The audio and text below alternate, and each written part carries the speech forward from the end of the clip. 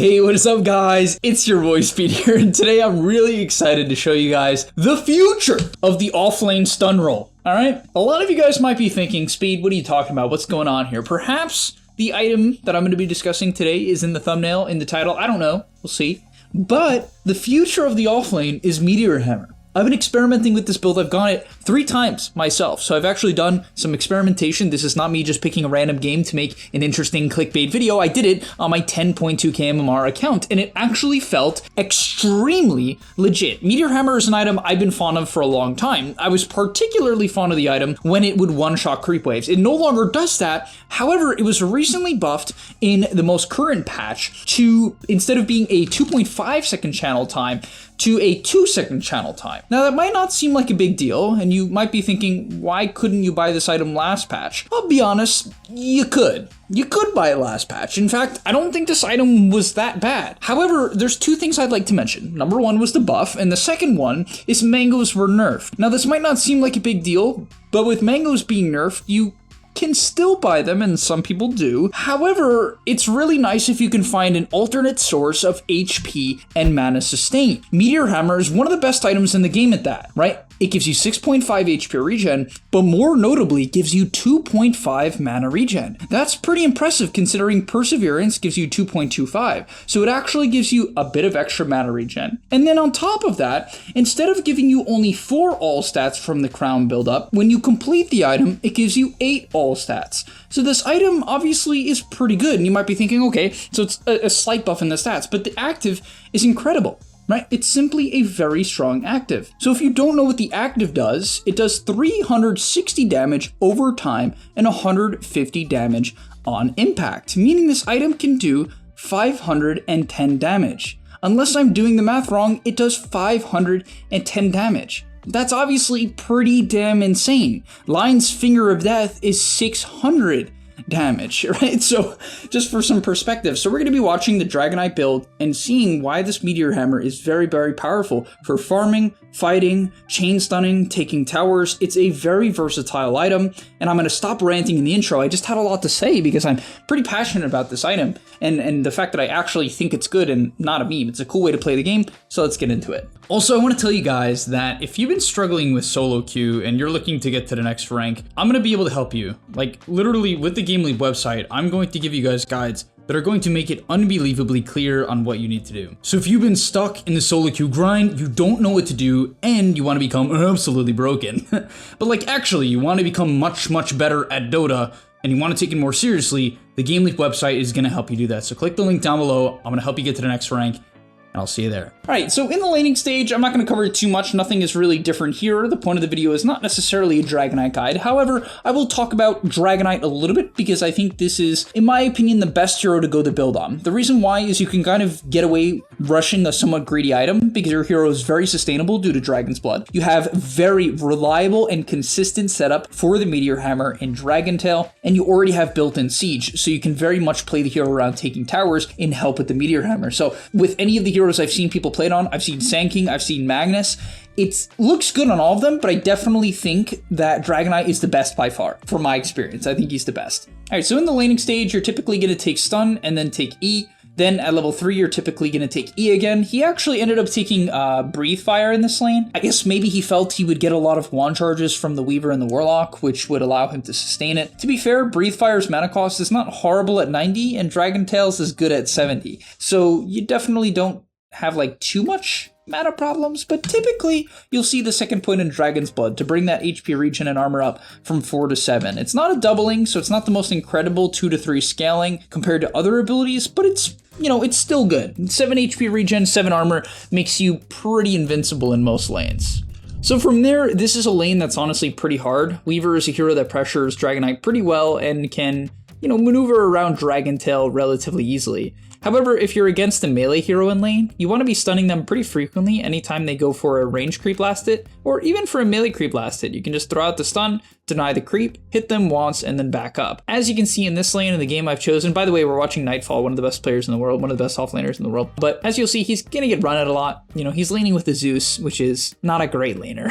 He kind of has a very weak DK lane. This hero's way better in lane with, I think the Dark Willow DK lane is nasty, Hoodwink DK very good, Mirana DK very good. Any of these stun into stun combos are just reliable and strong, as he will get chased down here. But yeah, this doesn't end up griefing his game. And no, he did take the second point in Dragon's Blood, sorry. But yeah, you can see, even in a 1 versus 2 situation, he can do okay and still has, you know, a very solid amount of last hits. From there, he's going to walk over to the Secret Shop and pick up a Ring of Health. If the lane is hard, you rush Ring of Health. If the lane is easy, I actually recommend still going for Treads. I even was against a Monkey King recently, and I felt that I could outplay the guy early on if I bought early boots and then early Gloves of Haste, and that's what I did. So obviously, you kind of have to feel out the lane. If it's a really easy lane, you don't need to rush a Ring of Health. Of course not, right? Your Dragon's Blood, if you're against like a Wraith King, for instance, is likely to be more than enough HP regen. So please do not rush a Ring of Health in easy lanes. You can consider going Crown and still rushing Meteor Hammer straight up. However, Treads before Meteor Hammer is not bad. I definitely think both options are good. Once again, it just depends on the lane a little bit. However, with the Ring of Health, he's sitting at 20 HP regen, and basically the only way he can die is if the position 4 ganks him at minute 5. Which is exactly what happens.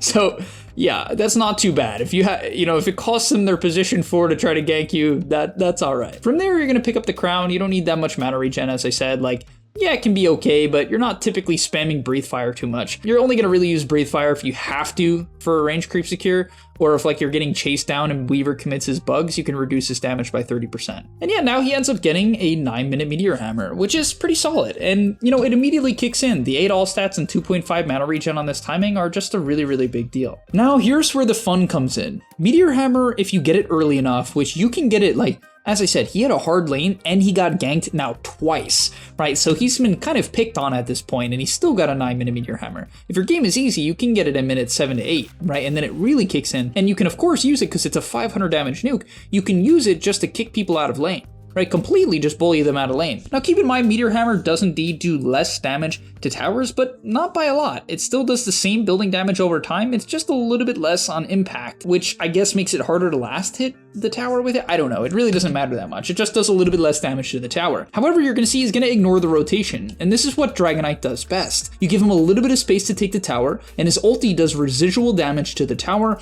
and the Meteor Hammer, it's a very low cooldown. Right, it's only 24 seconds. It's kind of a weird number, but it's 24 seconds. Extremely low, right? Very, very low. So one Meteor Hammer, which does about 400 to the tower, 450, and a couple of autos just takes the tower. So in 2 Meteor Hammers and a couple of autos, the tower is dead. He ends up getting ganked, but honestly, like, it's not that big of a deal. He makes them work for the gank, doing a decent amount of damage to the Bat Rider before going down, but he takes the tower nonetheless. And really, it's just scary. You know what I mean? You leave your tower for a second and boom, it's gone. From there, he's gonna buy Treads. I honestly think if you rush Meteor Hammer, you can consider going Blink immediately. And the reason why you can go Brown Boots Blink is then you can Blink Stun Meteor Hammer, and it does a lot of damage. If you go Treads, it kind of means you're looking to fight a little bit earlier, right? You're kind of looking to maybe farm slightly faster and skirmish a bit more. But the Blink Rush, like Meteor Hammer into straight Blink, I think if there's any hero that can do it well, as I said, is the DK, because his timing is so strong with it. But all right, he's going to end up going for a gank here, and you'll see very powerful timing on the glimpse. Here, typically this hero lacks a bit of damage, but with the Meteor Hammer, no problem, right? It's just really solid damage. Chain Stun, followed up with the Breathe Fire, and they take him down. Also, in terms of the skill build, he's maxing out his Q. I've experimented with maxing Dragon's Blood and Stun, and it feels pretty okay with the Meteor Hammer because you can still farm with the Meteor Hammer even with no points in Breathe Fire. You can push out creep waves with it pretty efficiently, but he decides to max out the Q. I would say this is generally the better build because you only need 1 point in stun for the Meteor Hammer. It's a 2.25 second stun, and it's only a 2-second channel time, so 1 point in stun is actually more than you need to actually get off the Meteor Hammer. So maxing out the Breathe Fire for farming and for damage is definitely overall better on average. But yeah, after that, he walks mid. He's not even looking to farm. He just walks mid.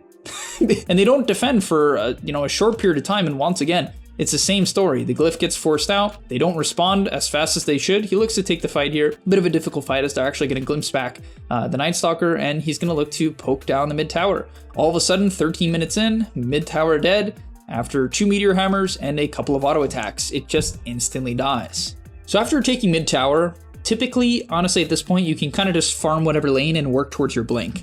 You've done your job. You've taken 2 tier 1 towers, and that's going to make you very farm. Like, even though he had a bad lane where he had 2 deaths and now even 3 by 13 minutes, he's nearly the same net worth as a Weaver who is 5, 2, and 1, right? It goes to show how much gold towers actually give when you get the last hit on the tower. Another reason for this meteor hammer just being like the best farming item on this hero. So as I kind of mentioned, you want to slow down the pace of the game and get to your blink dagger. He pings it out to his team, and he's going to meteor hammer in the wave. And of course, if you need to, you can breathe fire as well. Meteor hammer does not one-shot the creep wave, which was a nerf to the item when it was a little bit popular. But yeah, 1 Q and 1 meteor hammer does one-shot the wave, so it's very efficient. From there, once you get your blink dagger, you're generally going to look to smoke and start to get some kills.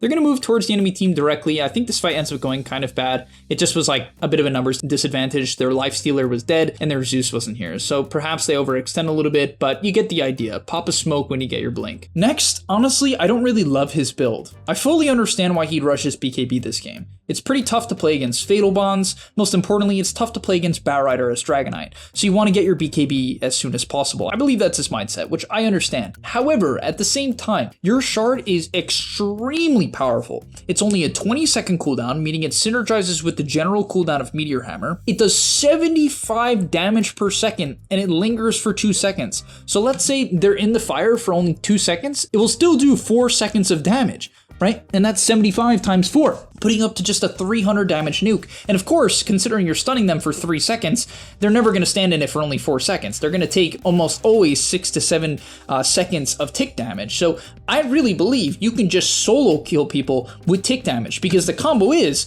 and we'll see it later on, but the combo is you DK ult, you stun, you fireball, and then you meteor hammer. Now, although it might seem impossible to channel meteor hammer in the middle of the enemy team, is kind of something you can do. A lot of the time you'd be surprised how often you get it off, as long as you're coming from his smoke. We'll see in this fight here, he just kills the Night Stalker. Like, does a ton of damage to this Night Stalker just with the Meteor Hammer. Blink, stun, and to Meteor Hammer, right? And it's going to connect on the Night Stalker, stunning him again for 1.5 seconds, and then eventually just doing a lot of damage to the guy. He ends up getting caught in a Disruptor ulti as well, and they burn him alive. From there, as the fight goes on, your job's pretty simple. You stun the guy closest to you and you kill him. Like, really, this hero is so easy. The first stun is really the hard part. You want to make sure there's clear follow-up, which this game is pretty easy. He just infests bombs with Lifestealer. But a lot of the games, you have to make sure someone's close to you and ready to initiate. And once again, look at this Meteor Hammer, right? It gives you so much time for your teammates to set up as he's going to move in. And even here, you could actually technically get off Breathe Fire before Meteor Hammering. You definitely have time for it. And what that's going to do is bring the Breathe Fire from, instead of an 11-second cooldown, to a 9-second cooldown, if that makes sense, right? If you cast Breathe Fire first, it will basically make sure that you have it up again sooner. So technically, if you do everything optimally, that's best from my experience, but still, you know, this is obviously pretty damn good as he stuns the guy for literally 4 seconds and they kill him off. All right, I actually do have one small criticism for Nightfall, so if he ends up seeing this, hopefully this will help him and help everyone watching this video. If you are really fast, as long as the enemy doesn't have status resistance, which in this case Batrider doesn't, what is really nice about the Fireball is, of course, you want to do damage over time, right? You can get it off. All right, I actually do have one small criticism for Nightfall, so if he ends up seeing this, hopefully this will help him and help everyone watching this video. If you are really fast, as long as the enemy doesn't have status resistance, which in this case Batrider doesn't, what is really nice about the Fireball is, of course, you want to do damage over time, right? You can get it off in between the stun and the Meteor Hammer. So you can stun, Fireball, Meteor Hammer. As long as you click it very quickly, the Meteor Hammer takes 2.5 seconds to hit. It takes 2 seconds to channel, and then it has to land for 0.5 seconds. So it might seem like it's like you only need 2 seconds. You need 2.5. The stun is 3 seconds, but the Fireball does not take more than 0.5 seconds to cast. I don't know how long it is. I would guess it's like 0.3 or something like that. And so you can actually blink, Fireball, Meteor Hammer, and this is the maximum way to do damage. Obviously, you do want to guarantee the chain stun, but it is guaranteed, once again, as long as they don't have any status resist. So if you're trying to optimize this gameplay, and you really want to make sure you're killing people, it's actually a big deal, right? Because that Fireball going off for an extra probably about 3 seconds before you cast it is an extra 225 magic damage. I mean, that is a big deal. Alright, at this point, the gameplay is pretty simple. You're basically gonna blink, BKB stun anyone you find, and chain stun them for 4.25 seconds. Also, one thing I will say is most DK players that I've watched take 400 health at 15. I honestly believe that the Dragon Tail stun is kind of better. It's an extra 0.5 seconds, which is a lot. And it guarantees that you, like, it truly guarantees that you can blink, Fireball, Meteor Hammer. Like, then it's not even close. So in terms of that combo, it really makes it way easier if you take the 15 talent. Because trust me, you can mess it up, right? You can mess up the combo. But with the 15 talent, no chance you mess it up. At level 10, honestly, I'm shocked he takes 15 damage. I think the Breathe Fire reduction damage is insanely good. Because if you guys don't know, Breathe Fire, when you use it on someone, it reduces their total attack damage. Most damage reduction abilities, such as Lycan's Howl, only reduce base damage. So let's say Lycan's Howl with the level 10 talent reduces 60%, right? That would get rid of, like, I don't know, 82, 83 damage from the Dragonite. However, Dragonite would reduce 60% with his level 10 talent. He would reduce 60% of 150 plus 91. Lycan only gets the base damage. Dragonite gets all of the damage, and I'll show you this, that I'm not capping. So as we'll see here, the Night Stalker currently has a 154 plus 61. Now, unfortunately, he didn't take the talent, so it's only going to reduce 30%, but it should get rid of, let's say he currently has about 200, he has 215, right? So 30% of that is about 70 damage, right? So it should get rid of 70 if I'm not lying to you guys. So it should put him to about minus 10 if I'm correct. Okay, maybe my numbers are a bit off, but you get the point, right? It's 30% of his total damage. Because if it was only 30% of the base damage, I'm nerding out, so I'm sure most of you guys clicked out, but if it's only 30% of 154, it would have gotten rid of about 50 damage. That was clearly more than 50 reduction, considering he had plus 60. So yeah, it's really cool. It's one of the strongest damage reductions in the game. I don't know why it works like that, but it does. And that's why the level 10 talent, in my opinion, is like, it's like Giga Broken. Against illusions, they hit for like 0. Like, no joke, illusions against DK are useless. That's why, like, DK tends to be pretty good against Naga and PL, even though he doesn't specifically do AoE damage. I mean, Fireball's okay and Meteor Hammer is okay, but, like, you know, not really. His level 12 is okay. You're not really gonna right-click a heart PL to death. That's not gonna, you know, you're not doing that. But the damage reduction against the illusion heroes is insanely good, right? It's insanely good. But let's watch one more fight of actual DK gameplay to end off the game. The key thing is, once again, stunning when your teammates are in range. And I can't stress this enough. Don't overforce things, as he actually gets his blink canceled here. Should have been a little bit more aware of his positioning, but yeah, they're going to force out the Battle Rider BKB. He's going to kite out. DK stun is such a short cooldown at 10 seconds, so you really just got to kite out and then look for your next stun, as they'll burst down the Night Stalker, casting the Q to finish him off. Stun onto the Warlock. Should have dropped his Fireball. Once again, he's a little bit off with the combo. You know, he's practicing. But he could optimize it a bit. Either way, thank you guys so much for watching. Hopefully you enjoyed. Hopefully you're inspired to try this build out. No, I don't think it's meme. I know it's like, people are going to be like, oh, Speed, this build is such a grief. My 3K teammates are going to have no clue how to use it. I'm telling you how to use it. Take the tier 1 towers. Okay, if you have no clue what to do, take bot tier 1 tower, then take mid tier 1 tower. If you literally don't know what to do from there, even though it should be to farm Blink, okay, slow down the game and farm Blink, take the other tier 1 tower. Okay? And then when you have your Blink, go smoke. It's very simple. It's extremely simple. All right, thank you guys so much for watching. I'll see you next one. In a bit. Peace. And that's all. But remember, before you leave, before you tune out, subscribe to the Game Leap website, where we are going to help you get to the next rank. If you're stuck, click the link down below, and I'm out. Peace.